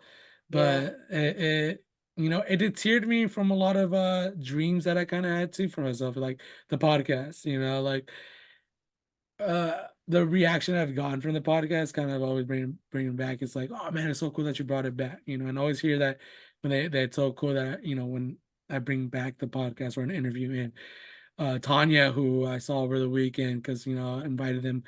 It was like some soccer buddies I used to play with. Uh, I invited them over to the house, to have like a get together. We haven't seen each other in a long time. We used to play soccer all the time. We used to hang out, and Tanya was like, "Oh my god, I can't believe that you brought the podcast back. I'm happy that you brought that back. It's really cool to always like not like." Obviously we can't hang out, but like not be able to hang out, but able to hear, me, in some sort of way to be connected. You know what I'm yeah, saying? So, yeah, and it's cool to hear that. So it's awesome. So it kind of gives me motivation and confidence to continue, and develop more. So right now it's kind of like I'm on I call this like I'm taking it as a season. My seat like this season for me is like level up season, That's how I'm kind of like I'm always leveling it up, like how can I level it up today with the party rental, with the podcast, uh baby shower ideas, because obviously the baby shower is coming pretty soon. How can I level it up? How can we level up how can I produce a little better show? How can I get better content? How am I investing my money smartly into these content stuff, taking the time and dedication to learn, like for instance today I said 1 hour, just to learn different techniques on how to edit a video, right? And that way I can kind of progress that and make ads for the party rental business, because that's taken off quite a bit, which is cool. That was a I think I mentioned it to the last episode. That was Patty's idea, the party rental yeah, idea, and it was yeah, awesome to and for the viewers, like I've been open, not so much I guess about it, but like I have been open about it. We lost our daughter and it was really hard time. I mean, I went through a rough patch myself, like just getting losing my father, losing, Matt, my best friend, losing my daughter, and just in three different stages of like of senior to like my age to like even like very young, like barely newborn, losing. And I went through a rough patch for sure, and I think I held a lot of stuff in uh a lot of times. And within the last couple 2 years I've kind of opened up to my mom and Patty about some stuff that I've never like told anybody. I've only kind of like shared to a few chosen people. I'm still not ready to share it out to the public as well, but I mean the baby steps is what's helped me out, you know what I mean, of just like releasing it to the people that are just most important to me, so that progress has been good, and just getting back to my mojo. I think has been, there was a time out when I was working at PB Local that I was like, it was a good opportunity, but what was painted to me wasn't what was really what the job was in a way, and this is no disrespect to Kyle. Love Kyle. He gave me the opportunity. And like I said, I can't regret it because if even if I didn't leave Puesto, uh, if I stayed at Puesto at the time, I would have that regret of never leaving and really pushing myself to see if I could be, you know, a chef and stuff like that. But it was just Yeah. like that place was it was kind of chaotic, and like I said, I think I was still fighting some demons, within me. And it's been cool to now kind of like back off from like the kitchen life a little bit, kind of reset myself and go on forward and push forward. And that's why I call it like a level up season, like every day I'm trying to pick up a new habit. Like, every day when waking up at 6 in the morning was just something that I used to do back in the day when I was like, You you do it know, back in high school because you had to do it, you know? yeah, yeah, for real. Yeah, I could have missed that bus because my dad would rip me apart if I missed that bus stop. But anyway, yeah, and I forgot about those too. But there was a time, when I was like, boxing a lot and stuff like that. And I was very disciplined for a while, and I kind of want to build that up. So I've been leveling up, waking up every morning at 6 in the morning, starting my day off, and then what's the next step? Having the all right, the tables need to get clean today, power washing the tables, power washing the chairs. I need to start, focusing again on the marketing strategies. Like for today, also too, I dedicated a lot on like marketing strategies. I don't know if you saw, but I posted a lot today. You Yeah, did. Yeah, I yeah. did see that. I Yeah, I posted a lot. reposted for you. Yeah, Thank I you, thank got you. I you. appreciate it. I appreciate That's that. And awesome. Yeah. so, just like pushing, pushing, pushing, pushing, you know what I mean? And I mean, obviously I don't want to get burned out, but it's cool at this moment because I remember back then when I had meal preps and then I had a cleaning business and then I was working full time, like I got burnt out so quick. But because I was having the whole load to myself, that right now it's kind of like it's a team effort between me and Patty. A lot of things that you see online is obviously me promoting it and stuff like that. But all the behind the scenes, the bookings, all that, like her talking to the customer, she's the one talking to the clients, like, she's doing the other stuff, like the behind the scene kind of stuff. And let me tell you what, like it's kind of what they say, it's you see something and you think it's easy, but it's really like the hard work is really done behind the scenes kind of thing. Oh yeah, You know what I absolutely. mean? And, 110%. yeah, so And like like I see that you guys are like obsessed with it. So I know that it will do well, like I feel like people who are obsessed about what they do, they tend to do well because it's like that's all you want to think about and that's all you want to do is just be better for your business, you know? And I see yeah. you doing the work, like just learning more and doing more. That's awesome, man. Like I know you do well. Like, No, thank you. And that's a promise to yeah. Patty that I told her, like Yeah, good. when we had that time, that rough time with our daughter, like, I said I was gonna promise her this business and I was gonna do it. And it took her time. Obviously we had she, as a mother, you're carrying that baby, and it's hard. I can't imagine what she was feeling. I mean, I was heartbroken. I can't even imagine what she, felt during that time. So Oh I gave man. her that time, like when she was ready to like push the business, that's when I knew. I was like, all right, let's do this, So it was cool because one day she woke up and I think it's funny because I've already bought chairs and tables, to kind of push along to try to get her that confidence. But it took a while for her to kind of like really go for it. And I didn't want to push it, because she was going through some stuff.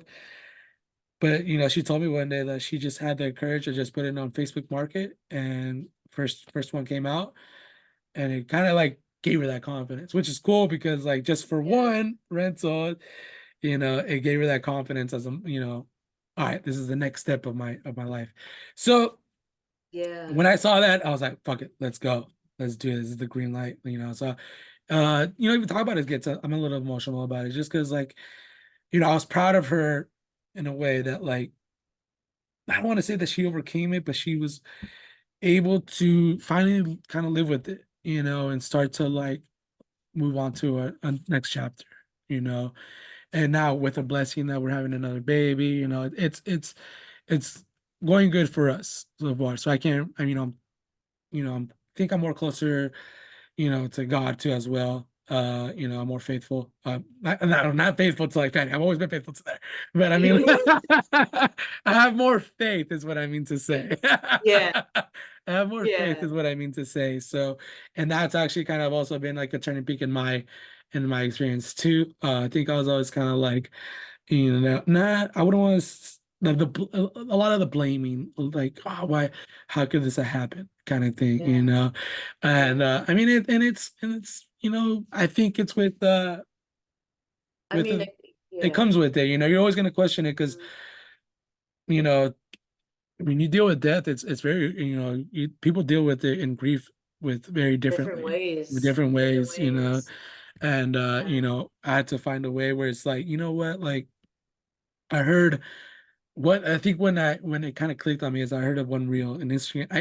When you get lost in the Instagram real world, you're in the hole. Yep, yep, yep, I saw yep. one reel and it did get to me, and I was like, sometimes God gives everybody different challenges, but He doesn't give a challenges that you cannot do. So I took that, and I was like, man, that's how I used to have that mindset, and I missed that mindset, like, that of like, every challenge, and I felt like I had lost that mindset, but that kind of like clicked into me, and started getting to more having faith in, to God and, myself and to my family. I've always been blessed, but, I think I'm more blessed now for sure to have like everything in my way, I mean, I could have taken like I said to Josh, I could have taken the losing the job the wrong way, and negatively, like putting down Oh my myself, gosh, but yeah. you know what I'm saying? But I'm taking it Yeah. as an opportunity, as like, damn, like this is my time, like talking to Amber, I feel like that was also a message to me, like this is, yeah, she took her chance, like now it's my chance, like to take a leap of faith, kind of thing. So I'm excited, obviously we're we take caution and everything, so but the business has been booming. Good. That's So good. I'm glad yeah, that that kind of gave her the push to kind of, and sometimes that's all that you need. Like I felt like, the first cell that I yeah.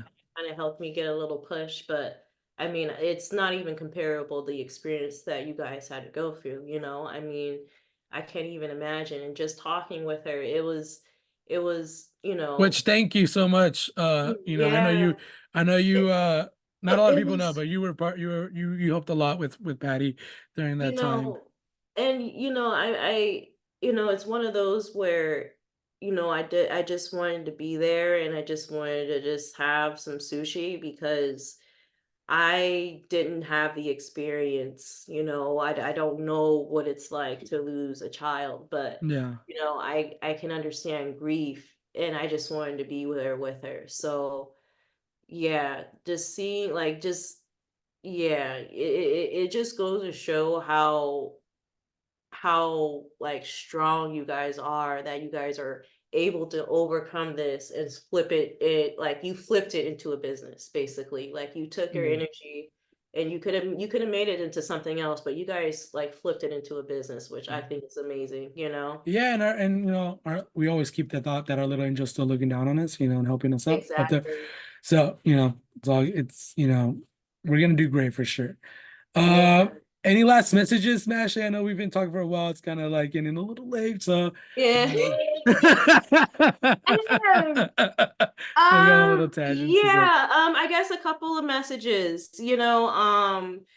I guess what I want to say, I guess Ashley really, I guess the essence of Ashley, if you know me, really hasn't changed. I mean, I've gone a little bit less social, but the essence of Ashley has not changed. But as far as like even being an agent, like, if you're looking to purchase a home, feel free to reach out. If you're going to open houses or anything like that, if you're in the inkling of, hey, I'm thinking about doing this, there's go ahead and shop, but don't fill out nothing. Don't fill out nothing. I know you get excited and you're like, Ashley, I want to go out looking for homes, and we don't need your help right now. We just want to go out and shop. That's fine. Don't fill out nothing. Nothing. Okay. Because Right. once the agent has your name, your email, they already know where you live. Okay. They already figured it out. Okay. All right, well, that's good to know. Ashley, where can people reach you again? If they're looking to buy a house or want to get starting into like finally getting into buying a house, how can people reach you? Yes, yes. Ashley at allcityhomes.com. All city. Allcityhomes.com. Mhm. And you got Instagram, Facebook, or anything? I do. I do. I'm a little funny on the social media on Instagram, but I keep it somewhat professional on Facebook. My Instagram is Ashley Sells SD, and I spell my name Ashely. So that is spelled ASHELYSELLSSD. All right. Sounds good, Ashley. Well, thank you so much for being on the show today. It Thank was you, an awesome Alex. talk. It was good to reconnect with you too as well. And I'll see you in 2 weeks. Ah, yes, I'll see you in 2 weeks.